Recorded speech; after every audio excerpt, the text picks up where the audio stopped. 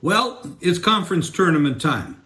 And for me, this is the most exciting 4 or 5 weeks of the entire year. Yes, pro football, the playoffs, that's all. But this is, when the tournaments start, it's every day. And it's all day long. So you have your excitement. If you're a junkie on college hoops like I am, this is the perfect time of year. I'm excited.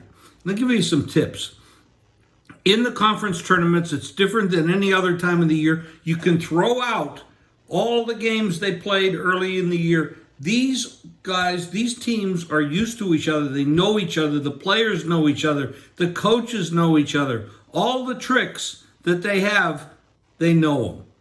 So what you have here is potential for upsets. And you're going to have the same thing in the NC2A and the postseason tournaments as well, because there's a lot of balance in college football today. There's probably 17 to 20 teams, with the odds, of course, are different, that could win and cut down the nets.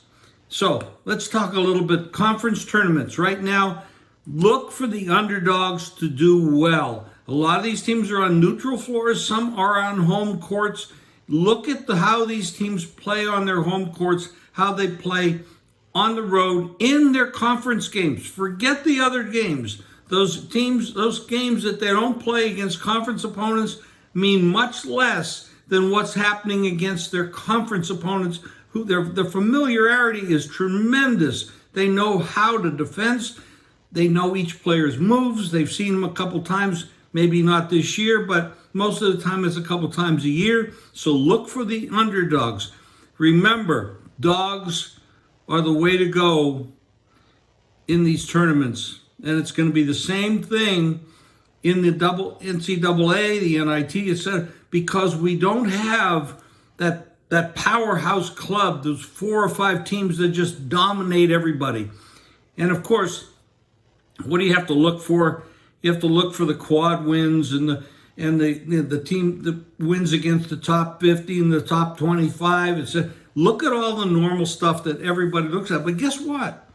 The odds makers do the same thing. They look at the same facts that you're looking at. So in order to beat them, you're going to have to find a way to look for something that they are not looking at as strongly. Now, you have an advantage. They don't.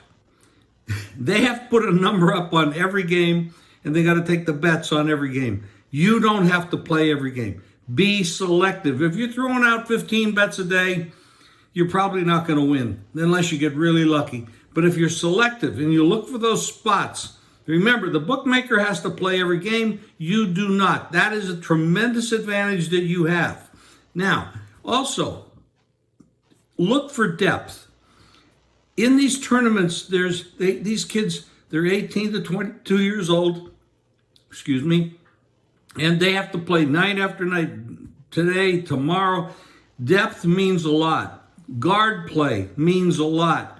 So if you have strong guard play, and if you have some wing players that can also move the ball well and they move their feet well, play defense, get some points, that's also a big advantage. But the guard play dominates. The guards have the ball on every play on offense.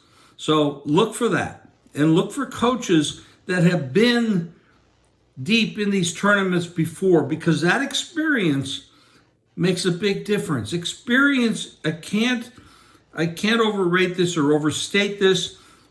Experience is very, very important. When you're there and you know how to handle it, it makes a big difference. It makes a difference in the NFL, the Super Bowl teams, the experienced quarterback, the experienced coach.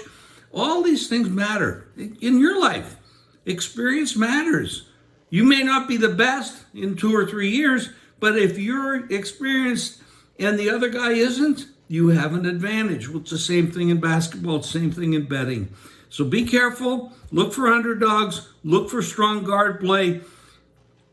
And the advantage that you have is you can be selective. And remember this, the public usually loses. So when you're looking for line moves on a game, if a game opens 2.5, ends up 4.5, I don't want to be chasing the 4.5. I want to be on the dog in that game. Now, maybe you look at it and you'll say, no way, I don't want to be on the dog. That's an advantage that you have. You do not have to be involved in that game. You can take the dog or you can pass. The bookmaker can't do that. He has to take the bets. That's a big advantage. Use it to your advantage. We'll see you next week.